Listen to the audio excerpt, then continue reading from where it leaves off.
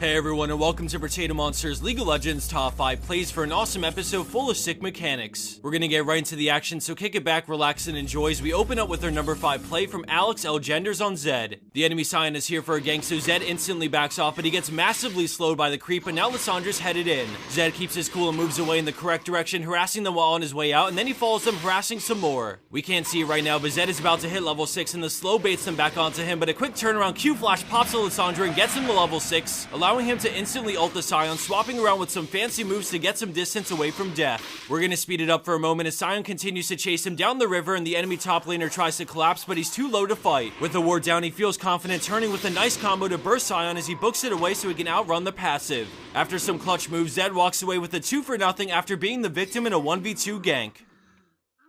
Landing in at our number 4 spot, we have 2-0 on Jarvan, but this is a full team play, so well done red team. Both teams have grouped up mid 20 minutes into the game and are confident they can win this next fight. Jarvan's off to the side looking for a way in and sees it when Lissandra goes in, freezing 3 of them in place as the arrow from Ashe follows while Jarvan EQs for even more chain CC. Right off the bat they kill 3, but keep an eye on Janna as she flash monsoons the remaining 2 right into her team, delivering them on a silver platter. With 4 dead on the enemy team, they continue chasing the Lucian, catching up to him thanks to an exhaust, and with this ace they push mid for the inhib, accelerating this game into an easy win for them shortly after this play.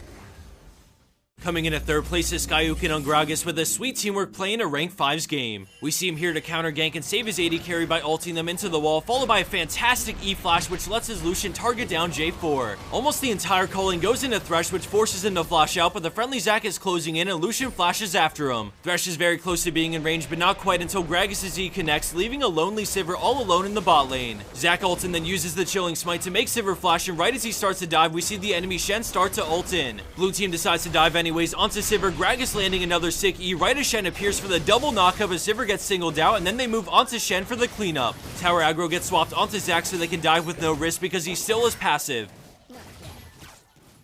Moving into our number 2 spot, we have Skanky on Cassiopeia with a nasty turnaround play when things are looking rough. This play was submitted directly to us, recorded already, so my apologies about the watermark at the top, but this play is just too good. After losing the Baron, red team is trying to read them and head where they're going, which looks like mid lane, but Cassiopeia ult flashes for the 4-man stun, popping 2 of them crazy fast before moving on to Yasuo for the 3rd kill to Fizz. The enemy Ryze knows escape isn't an option and tries to fight it out, but some solid support from Janna ensures Cassiopeia is safe to sit there and DPS him down for the triple. A sick engage by Cass from the Fog of War is the play her team needed to shut down the Baron push before it could even start.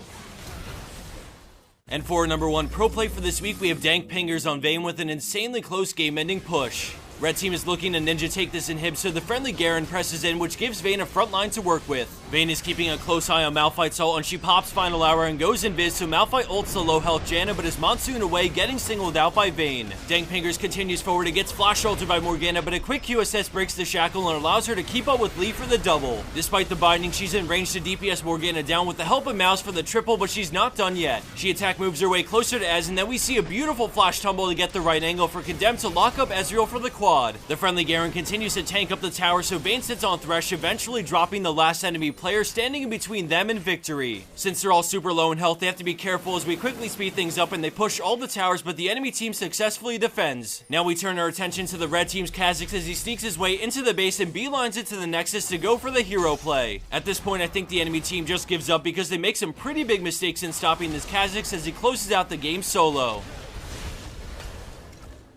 And for our bonus clip of the week, we have Playtestify Falcon on Thresh with a weird bug when he goes for the hook on the enemy support. Thanks for watching, everyone. Any likes or shares is always greatly appreciated, but of course not necessary. And finally, a big shout out and thank you to our newest sponsor, Loot Crate, for backing us in the channel. You can get 10% off the subscription price by using the code PROTATO1, and there's a link in the description box. We're hoping to get you guys some cool giveaways or deals with Loot Crate in the upcoming months, so stay tuned because their crates are pretty sick and we're excited to see what we can do. Thanks again, everyone, for joining us today, and I hope to see you back here soon.